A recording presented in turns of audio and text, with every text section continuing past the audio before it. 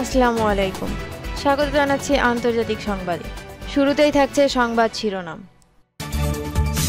প্রথমে জানিয়ে দেব ফিলিস্তিনকে স্বীকৃতি দিয়ে যুক্তরাজ্যের প্রতি আহ্বান উইনস্টন চার্চিলের নাতির। এরপর জানিয়ে দেব ইয়েমেনে মার্কিন বাহিনীর ফের অতর্কিত হামলা, নিহত 16 জন। সর্বশেষ জানিয়ে দেব নৃশংস হামলার পর গাজায় ইসরায়েলি বাহিনীর স্থল অভিযান। এতক্ষণ শুনছিলেন সংবাদ শিরোনাম, এবারে বিস্তারিত।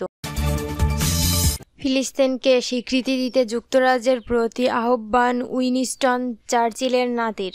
ব্রিটিশ সরকারের প্রতি ফিলিস্তিন রাষ্ট্রকে স্বীকৃতি দেওয়ার আহ্বান দিয়েছেন যুক্তরাষ্ট্রের আইকনিক নেতা উইনস্টন চার্চিলের নাতি লর্ড নিকোলাস সোয়েমস।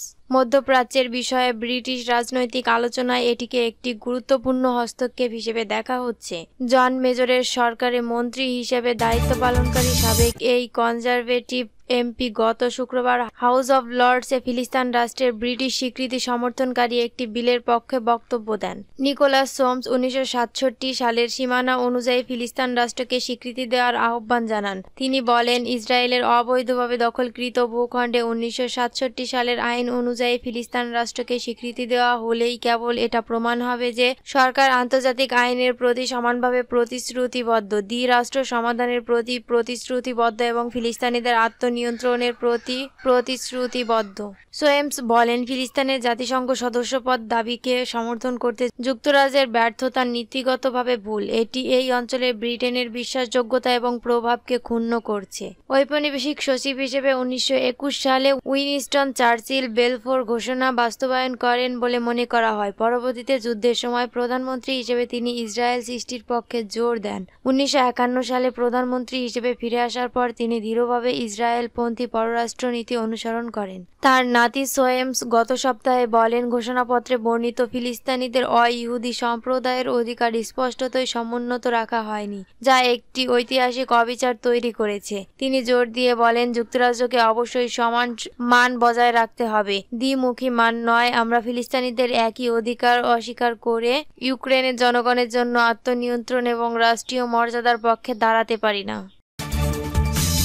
ইয়েমেনে মার্কিন বাহিনীর ফের অতর্কিত হামলা, নিহত 16 জন।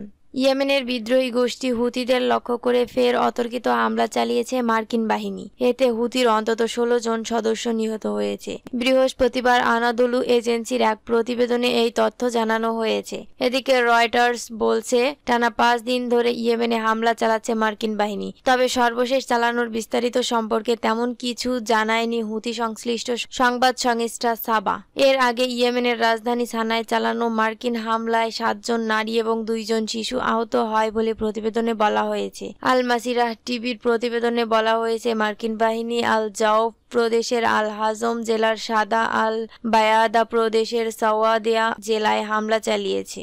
এর আগে গত শনিবার মার্কিন প্রেসিডেন্ট ডোনাল্ড ট্রাম্প বলেন, তিনি হুতিদের বিরুদ্ধে তুমুল হামলার জন্য নির্দেশ দিয়েছেন। সেই শনিবার থেকে মঙ্গলবার সন্ধ্যা পর্যন্ত মার্কিন বাহিনী ইয়েমেনে কয়েক ডজন হামলা চালিয়েছে বলে আনাদোলু এজেন্সি প্রতিবেদনে বলা হয়েছে। এসব হামলায় নিহত হয়েছে অন্তত 53 জন এবং আহত হয়েছে 107 জন। হতাহতের মধ্যে রয়েছে নারী ও শিশু।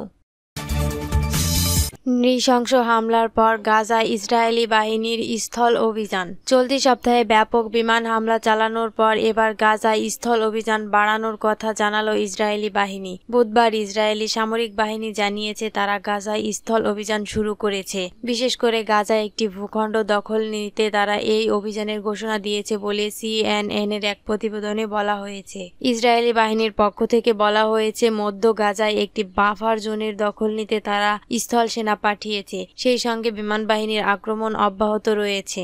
এর আগে গত সোমবার পূর্ব গাজার জনসাধারণকে এলাকা ছেড়ে চলে যাওয়ার নির্দেশ দেয় ইসরায়েল। তখনই বিশেষজ্ঞরা মনে করেছিলেন গাজা স্ট্রিপে আবার স্থল সেনা পাঠাবে ইসরায়েল। জার্মান সংবাদ মাধ্যম ডয়চে ভেলের প্রতিবেদনে বলা হয়েছে, গত মঙ্গলবার থেকে ইসরায়েলের স্থল সেনা সেখানে ঢুকতে শুরু করেছে। পরবর্তী সময়ে গতকাল বুধবার ইসরায়েল জানিয়েছে, মধ্য গাজার একটি বাফার জোনের দখল নিতেই সেখানে স্থল সেনা অভিযান চালাচ্ছে। প্রতিবেদনে বলা হয়েছে যে অঞ্চলে ইসরায়েলের সেনা অভিযান চালাচ্ছে তার নাম নেটজারিম করিডোর। এই করিডোরই গাজাকে উত্তর এবং দক্ষিণে বিভক্ত করে। গাজায় আক্রমণ চালানোর সময় ইসরায়েল এই অঞ্চলটি দখল করেছিল, কিন্তু সংঘর্ষে বিরতি চুক্তির সময় সেখান থেকে সেনা সরিয়ে নেয় তারা। এবার আবার সেখানে সেনা মোতায়েন করলো ইসরায়েল, যা সংঘর্ষ বিরতি চুক্তি লঙ্ঘন করে। এদিকে বুধবারেও রাতভর গাজায় বোমা নিক্ষেপ করেছে ইসরায়েলের বিমান বাহিনী।